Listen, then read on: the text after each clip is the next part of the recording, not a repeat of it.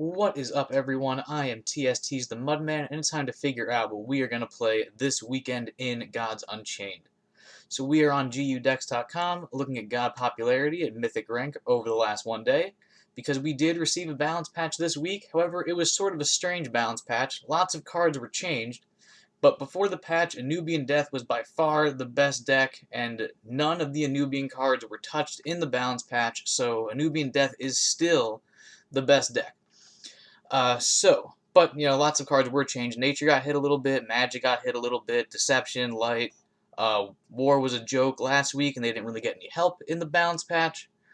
But now that we've discussed the patch a little bit, let's talk about the meta, and let's change it to God win rate. We'll start with Death because Death is definitely the best God. Just like last week, Anubian Death is the best Death archetype, and it may only be 17% of the meta right now, but when the weekend ranked event starts and as it persists, the popularity of Death will definitely skyrocket because it's just the best. The Anubian Death decks fit into like three-ish archetypes. There's the straight control ones that have Demo and Apocalypse Nows. There's the Sleep and Mill variants that have Siren of the Graves and Canopic Hoarders. And then there's the aggressive ones that have like Skull Scepters and more high-statted early game creatures. But all the Death decks are definitely the strongest. The straight-up control version is probably the best one. Next up, we've got Nature, which is going to probably be aggressive mid-range Nature, probably leaning towards like the Wild package. Amazon Nature is like a fringe archetype, but the Amazon package did get nerfed a little bit in this most recent balance patch, so it's probably going to be less popular than it was before, and it already wasn't that popular. So when you see a Nature opponent this weekend, definitely assume he is an aggressive, wildish deck.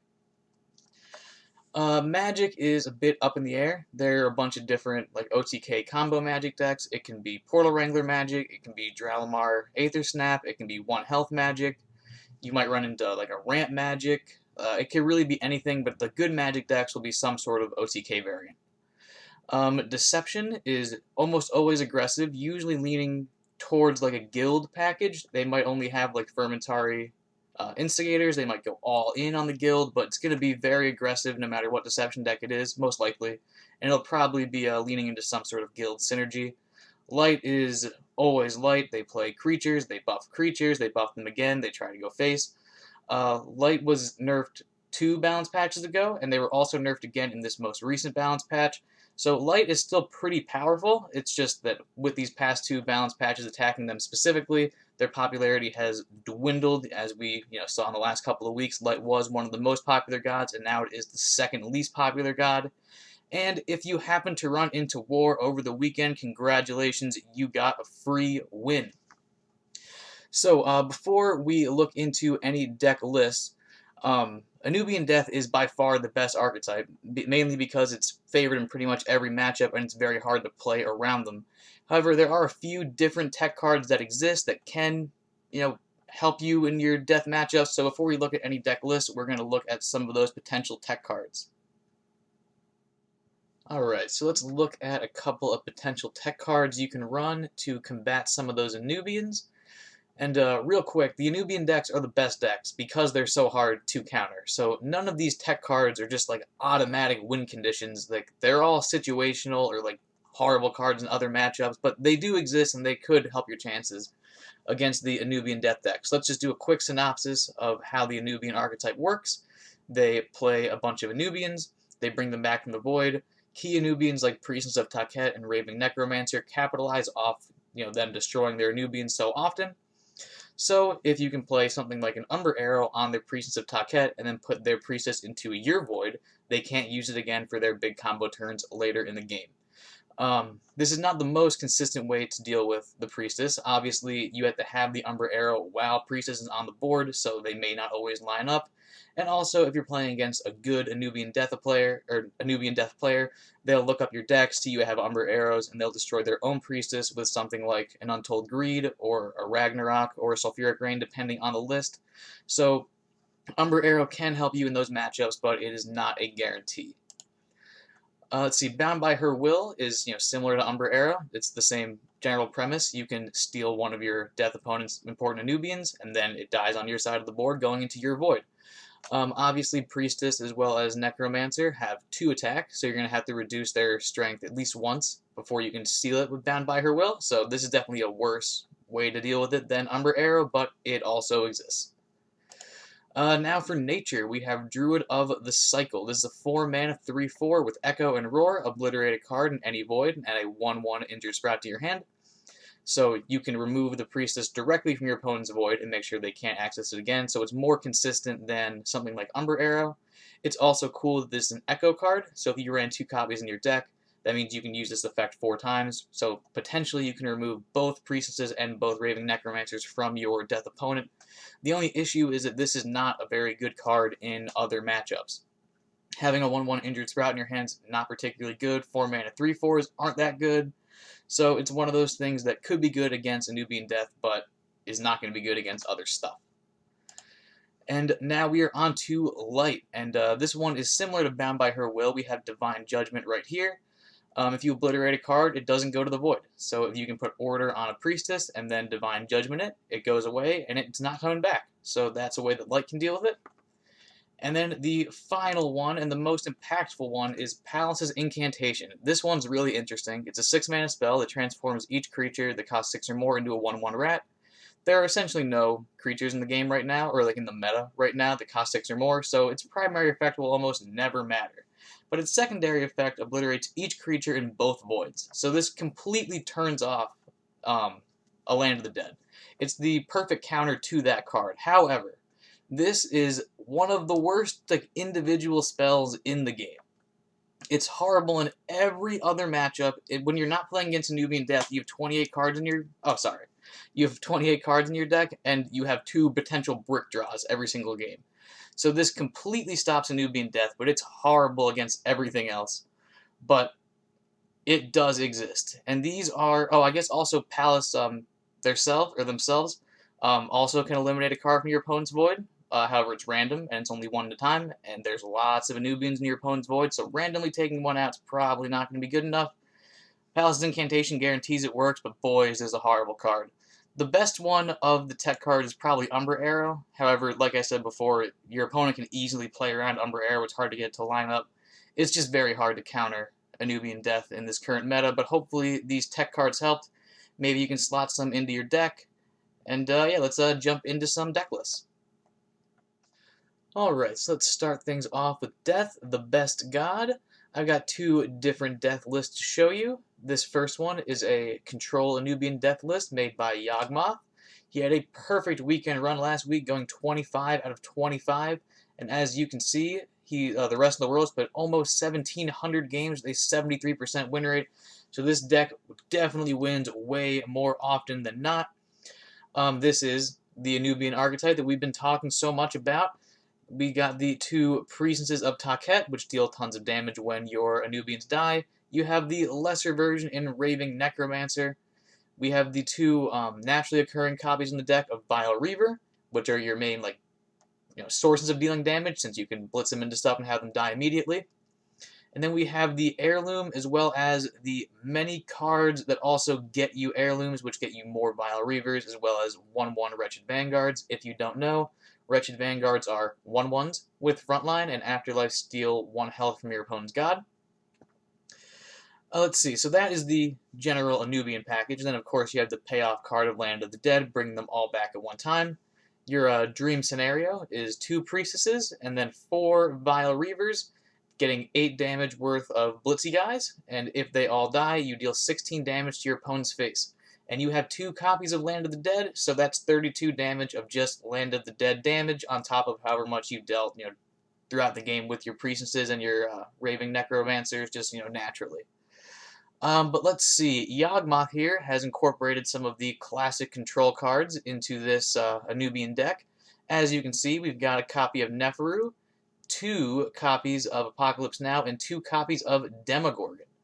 And since we have so many amazing cards that cost 6 and 7 mana, Land of the Dead, main win condition, Neferu, also win condition, Apocalypse Now, and Demo, we have thrown in 2 copies of both Fanatic and Runedast, so you can get to those strong plays even faster, and it's important to note that they are both Anubians, so if you have a Priestess or a Necromancer on the board when you destroy these, then you'll deal damage to your opponent's face, which is just, cherry on top.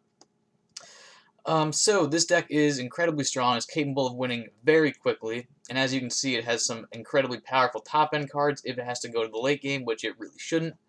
But Anubian Death was the best deck last week. The best performing deck and the second best performing deck were both this exact same list.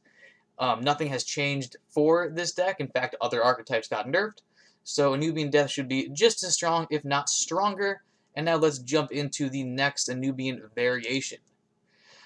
This is the Sleep Anubian archetype. Defying Destiny has been performing really, really well with this list. However, the original deck creator was J-Rock. And this is incredibly similar. It uses that same win condition of play lots of Anubians with Priestess, bring them all back with Land of the Dead, kill your opponent. However, J-Rock has slotted in the Sleep and Mill package. We have Canopic Hoarder to activate 2 different Afterlives at the same time. We have mill effects in Burrowing Scarab, or, card draw effects as well. It's very beneficial for you to draw more cards so you can get things like your Land of the Deads and win the game. We also have B-Rock for more Afterlife card draw, and of course we have 2 copies of Siren of the Graves, which is just a great combination with Canopic Hoarder, so you can draw lots of cards and put your opponent's board to sleep, for a very long time. And generally it runs the exact same way, except for you have that fun sleep package. It's strong in the mirror. It's also probably stronger against something like Dramar Aethersnap, because milling your opponent's important cards is really good in those matchups, and you're definitely capable of doing lots of milling, provided you get those Burrowing Scarabs and Canopic Hoarders online. But no matter what you do with Anubian Death, you'll do well. These are the only 2 Anubian Death decks I'm showing today, but if these seem too expensive, check out last week's video. We have a much more aggressive Anubian Death deck. There's 2 Pyramid Wardens in that list, but I discuss how you can take those out, replace them with cheap cards, and it's way, way cheaper. So if you want to play Anubians, but you think this is too expensive for your taste, and this variant's even more expensive, then check out last week's video, and you can go with a more aggressive one like that. But that's it for Death. Let's jump into the next archetype. Alright, next up we've got Dramar Combo Magic. This list was made by H-Pain. It is very similar to the list we showed off last week by Sneed, but H-Pain has made a few modifications, and he has been proving the dominance of Dramar Aethersnap combo all week. He's been all over the top page of the ladder. So before we go into any specific cards, let's talk about the Dramar combo in general. So, Dramar is a 7-mana card. He's a 4/5. After you play a spell, refresh mana equal to the base cost of that spell. So your game plan is to get a cumulative 3 mana's worth of reduction across spells, use those spells so that you can play Aethersnap on the same turn as Dramar, and then draw through your entire deck with your many, many draw cards. You have the Librarian Prayer, you have the Cram, you've got the Forms of Wisdom, tons of stuff to draw through your deck.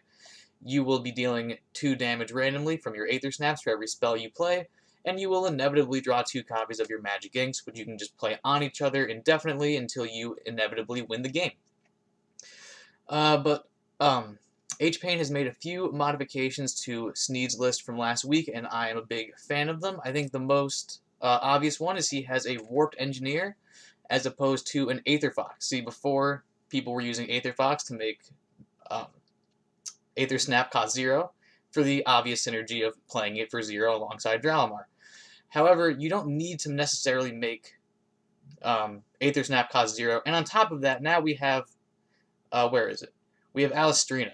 So H-Pain did the quick maths and found out that the 2 mana reduction you get from Warped Engineer plus the 1 mana reduction you get from Alistrina equals 3. And all you need to get is 3. And it doesn't need to even be on the Aethersnaps. If you perhaps get 3 1-mana spells and you make them all free, you can play Dramar and then those 1-mana spells, refreshing 3 mana in the process, playing your Aethersnap, refreshing 3 mana, and then going from there. So keep that in mind. You don't even necessarily need to reduce the Aethersnap. As long as it's spells that you'll be able to play on the same turn as Dramar, you'll be able to win the game. The next strange inclusion that H-Pain has added to the deck is Lost in the Depths. Lost in the Depths is usually a combo enabler for Portal Wrangler Magic decks. Your intention is usually to destroy a lot of cards in order to make it so you only have your combo. However, H-Pain is using it more of just a normal card draw tool.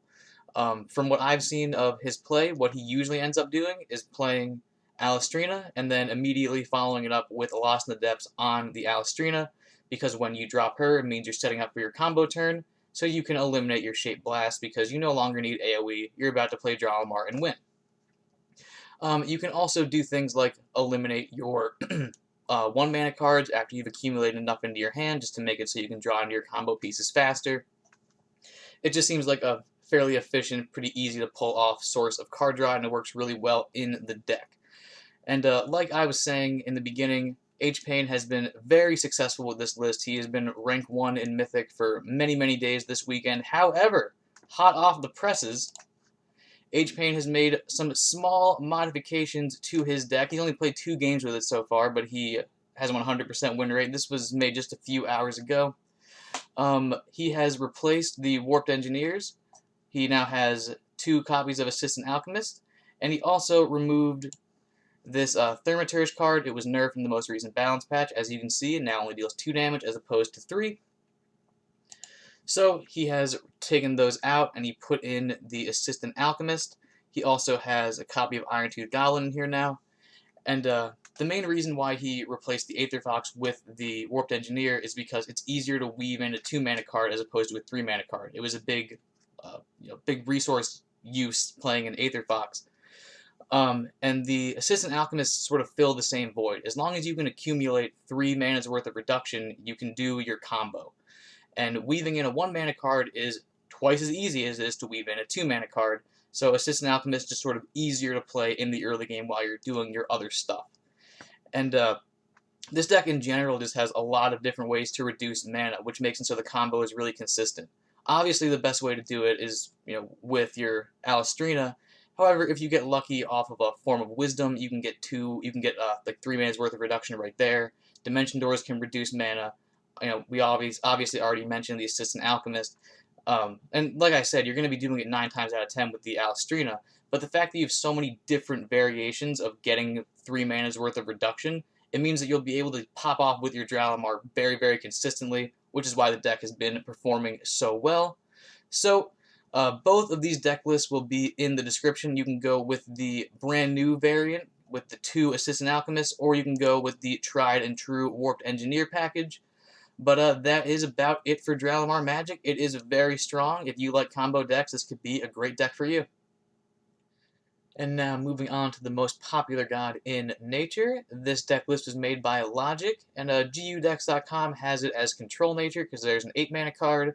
But don't get confused, this is an aggressive mid-range Nature list. As you can see, we've got Marshwalkers, we've got Chirons, we've got Finians, Underbrush Boars, Bladeflies, Wildfires. This is a fairly aggressive mid-range deck. Nature did get nerfed in this most recent balance patch. As you can see, there is no more Silk Spider in here. Luckily, Dagon did not get nerfed at all. He is incredibly powerful. A new 3-mana 2/3 with Blitz Regen 1. Whenever a creature is healed, give it +1/+1. Regenning is healing, and lots of your cards have regen. Wildfire gives lots of them regen as well, which makes it so you can get lots of buff action. And in this most recent balance patch, Finian Fruitbear has become wild, so he is now affected by the wildfire, so that's pretty nice. Generally, this is like the normal aggressive mid-range Nature decks we've been seeing for the last 24 weeks roughly. There are a couple important things of note. Of course, we have the Barksworn Hunter, another new Mortal Judgment card. Super strong, 4-mana 2/3 with Echo, Roar, get +2 strength, and then this creature attacks a random random opposing character, which can be a creature or your opponent's face directly, which you can use to pressure a lot of damage or get a great value trade. And then the Echo copy is just a 1-mana 3/1 with random Godblitz, super good. We have 2 copies of Pack Succession in here, which was also nerfed in the most recent balance patch. In my opinion, Pack Succession is no longer good. It no longer, let's read the card. 5 mana, summon a random 5 mana wild creature. It attacks the strongest enemy creature. It used to revive that creature if it died. It no longer does that. So at this point, I think you'd just be better off running a 5 mana card that you choose as opposed to getting something random. So you can put in mooses, you can put in avatars, you can put in Paradise Warriors, you can put in lots of stuff. Pack Succession is probably not worth it anymore. But let's see. We've got 2 copies of the Hunt in here for some board control. Oh, Veilward Minotaur also got nerfed. His nerf is not particularly relevant at the moment. His effect is still the same. It's now just a 5 mana 4/5. It still has Afterlife, heal your god for 3, add a random 7 mana wild creature to your hand. So it's really good for, just being a decent sized body on the board and then giving you a good 7 mana play. If we get to the point where Overgrown Rhinos become popular again, then I imagine Baleward Minotaur will be pushed out of the meta. But as of now, Baleward Minotaur is absolutely fine. And then on the top end, we have Hevnir, which is an 8 mana 5/5 with Confused, Frontline, Overkill, and Ward. Roar, gain +1/+1 for each wild creature in your void. Pretty much all of your creatures, barring your Barksworn Hunters and your Chirons, are wild creatures, especially now that Finian Fruitbearer is wild. And also, your Animal Bond God Power will be putting lots of wild creatures in your deck. So if you happen to get to 8 mana, which is fairly rare, considering Dramar kills you before 8 mana, and Anubians try to kill you before 8 mana, you can play a big, mega, huge beat stick like Hevnir and overwhelm your opponent with that. But all in all, aggressive mid-range nature has proved time and time again. It's a very strong archetype. You are definitely capable of beating down your opponent. Logic has done quite well with this deck. He's played 35 games with a 75% win rate. So I know a lot of people like playing Nature, and if you want to be successful this weekend with the Nature God, then a list like this will probably be good for you. Alright, next up we've got Agrolight. In the past couple of weeks, Light has received a lot of nerfs. In this most recent balance patch, Zealous March was reduced in strength, but that's not particularly relevant because unless you're Death or Magic, you don't really want to go to 7 mana anyway. And some of the new Mortal Judgment AoE buffs were also nerfed, but Light already had an abundance of powerful AoE buffs, so that's also fine. And J-Rock over here has made a very unique Light list. Obviously, we have these staple cards. You have your Empyrean Pacifist, you have your Field Nurse to keep your Pacifist, as well as your Pyramid Warden nice and healthy so they can take lots of trades. We buff things up with your Humble Benefactor. We have the 2 versions of new, better Lights Levies, 1 version of regular Lights Levies, and lots of buff cards. But the 2 unique cards that J-Rock has put in his Light list are Valkaz as well as Kaya, Conduit of the Gods. So, let's go with Valkaz first. This card was actually also nerfed in the most recent balance patch. Last week was 4 mana, now it's 5 mana. It is a 5 mana 3/3 with the ability at the end of your turn deal 1 damage to each creature and then heal all of your creatures for 1. So Light is a god that has no AoE removal, none at all, and this is very weak AoE removal, but it is technically like AoE removal turn after turn. If your opponent has 6 1-health creatures, this card can destroy all of them, and Light was incapable of doing anything like that before in the past. Light is also able to capitalize off of the healing each friendly creature aspect of Valkaz. With cards like Cern, High Thaumaturge, and Lysander, you can capitalize on that healing. This list in particular only has Cern, but Cern in combination with Valkaz can draw you lots and lots of cards, and as you can see with this curve, there's lots of cheap things, so if you draw multiple cards a turn, you should be able to play multiple cards a turn and overwhelm your opponent. The other one is the other neutral legendary, Kaya, Conduit of the Gods, a 6 mana 5/2, with the effect at the end of your turn, deal damage equal to your spent mana split randomly amongst all enemy characters. So it can be creatures or your opponent's face. Light, just like what we said with Valkaz, Light doesn't have any AoE, and although Kaya's damage can go phase, it could also clear multiple creatures on the turn you play it, and since Light doesn't have any AoE, inconsistent AoE like this is still pretty good. Light also doesn't really have very much burst. Of course, it has cards like Prayer of the Desperate and Asterius, which can deal more damage than it originally appears to seem, but they have the prerequisite of needing creatures that can attack to be on the board to deal that burst damage. Kaya doesn't care about your board state. If your opponent's board is clear, you can play it on turn 6 and deal 6 damage directly to your opponent's face. And of course, if you played it on turn 7, 8, or 9, you could spend all of your mana and deal more than 6 damage. That being said, its stat line is obviously abysmal. It has 2 health. It can be destroyed by an Axelman or an Illuminate or a Blight Bomb or anything that costs 1 mana. But it does have that immediate impact of potentially removing a board or just dealing lots of burst damage. And those are both things that Light struggles with in the past, so Kaya seems like a pretty decent choice. Besides that, like I said, we're just doing normal Light stuff. Cards like Netherborn Binder are great targets for Fellow Janissary to buff in the early game, so you can take lots of value trades. We mentioned the Field Nurse. really great in combination with that aforementioned Pyramid Warden and Growing Pacifist. But just, any creature you decide to buff every single turn with your fellow Janissaries, Militant Theists, Holy Enchanters, like what have you, all of them are you can capitalize on further with Field Nurse. And of course, you do have that CERN, which you can draw more cards off of. But for the most part, you're playing creatures, buffing creatures, taking value trades, and going face until you win. So if that sounds like a strategy you would be interested in playing, I'm a big fan of J-Rock's most current light build. Currently, he has only played 3 games. He has 100% win rate. But keep in mind, he also has played 2 or 3 games with essentially the exact same list, just replacing Field Nurses with Vexing Vicars. And he also has 100% win rate, so not the 5 games is a huge sample size, but he has went 5-0 with essentially the exact same list, so it seems like it should work out, and like I said, I'm a big fan of these 2 neutral legendary choices, so if you like light, I think this would be a great list for you.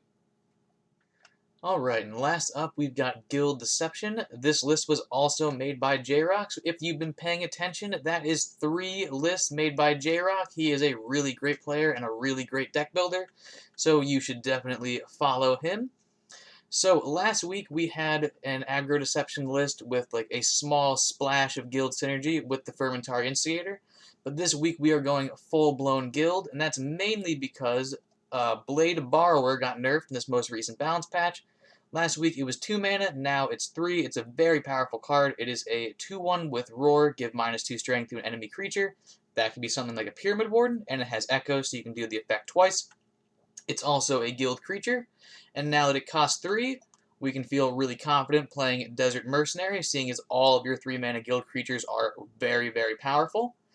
We've got as far as 3-mana guild creatures are concerned, of course there's the Desert Mercenary itself, the 2 aforementioned Blade Borrowers. We've got Lady Marcella, 1 copy of Lethargy Mage, which is really strong. This is a 3-mana 3/2 with Roar, give -1 strength to each enemy creature.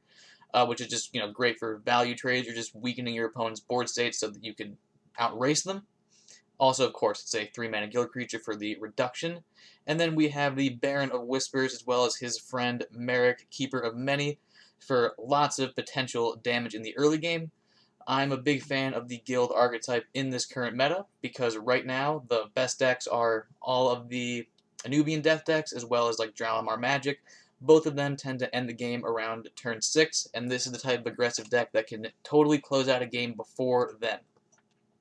So obviously, we have the Desert Mercenary, which can make big tempo turns, but it's mainly capable of dealing lots of damage on the back of Baron of Whispers, and then Merrick, Keeper of Many, really more Merrick than Baron. So we have cards like Dark Knives, as well as Selfless Guildmate, which give +3 attack to one of your creatures, each. Baron of Whispers effect is for each guild creature you play, he gets +1 strength. So making a whole lot of them cost 1 makes it so you can spam a lot of them on 1 turn. Baron himself has Hidden, so he's hard to remove the turn you play it, especially for gods like Death that tend to use Blitz creatures as well as burn cards in the early game to control the board. Obviously, Blitz creatures can't interact with hidden cards, and if you burn a hidden creature, it still gets to attack at least once before dying. So Baron of Whispers is really hard for your Death opponent to deal with. And then when you buff him up with all of your guild creatures, keeping in mind Selfless Guildmate actually buffs him +4 because he himself is a guild creature, you can increase his attack a whole lot, go face, and then your Merrick becomes the same attack value, that can go face, and you can deal a lot of damage all before 5 mana. Of course, we've got 2 copies of Umber Arrow in here, which, like we mentioned at the beginning of the video, is a way that you can kind of beat a Priestess of Taket, sort of. It's also just a decent tempo card in general. For the most part, this is very similar to all of the Aggressive Deception as well as Guild Deception lists we've seen. We have the strong 1-drops. Got your Orpheos, your Patient Pickpockets, your Switch Duelists, Stoneskin Poison for some removal, Shadow Step Backstabber I almost forgot about. This is another strong new guild creature. A 1-mana 0/1 with Echo, and has Roar, steal 1 strength from your strongest opposing creature. So it's actually a 1/1, and then, of course, you get a 1/1 copy of it as well with the Echo. And that is a lot of 1-mana guild creatures in your deck, which you can capitalize on with your Fermentari Instigator. This card lets you draw a card for each guild creature on the board, which includes your opponent's guild creatures, so when you're playing that Deception Mirror match, this card can draw you just an insane amount of cards. And then, of course, we've got to mention the Guild Enforcer, which I usually refer to as like an alternate win condition for these types of decks. You can play Guild Enforcer, buff it with Dark Knives, or with a Selfless Guildmate, and then just go face, and Orpheo's distracted every single turn. Its armor negates it from taking any damage, and you can just race your opponent that way. Essentially speaking, Guild Deception is one of the more successful aggro decks in the meta right now. Like I said, it can get around those Death decks because of the way it utilizes hidden creatures, and Death wants to use Blitz creatures to interact with the board. So it's pretty powerful in the meta right now. If you are a fan of Deception, especially Guild Deception, then this could be a great list for you. Okay, it is conclusion time. We've looked at the decks. We've done the thinking. What strategy is the best strategy for the optimal weekend ranked run? Well, that is obvious. Some sort of Anubian heirloom death. You can go control. You can go sleep. You can do whatever you want with the Anubians. You're gonna do great. But whatever deck you go with, make sure you have fun. Tell us how you did in the TST Discord, and have a wonderful day. Hey, you!